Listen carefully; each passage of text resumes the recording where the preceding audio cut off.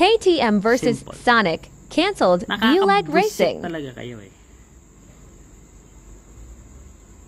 Nakakabwisit talaga kayo.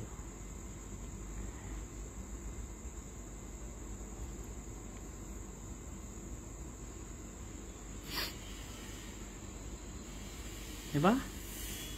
After all, at the end of the day, I win. Napagastos ko kayo ng todong-todo, napaasa ko kayo, I made you believe that I did not know anything about your dirty plans. Nakapag-testing pa ako for Thailand with Arm Rayong. Hindi tapon pera ko. Tingnan niyo yung video ng KTM. Yung video. The last few videos, yung medyo madilim na. Bakit sobrang dapa ng RPM? Si Arm Rayong is 5-6 kilograms lighter than Ebon. Bakit dapa yung RPM? Bakit bag down yung RPM compared sa kay Ebon? Gumaan yung rider. Because, nagtotono ako for 400.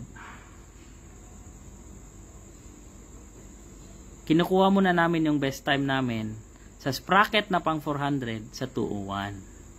See? Kahit sa testing, akala nyo nagte-testing ako doon para sa inyo? Ha?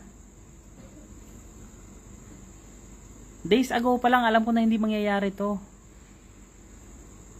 I just had to wait for the perfect timing nang matamaan kayo sa dirty work nyo. Diba? Diba?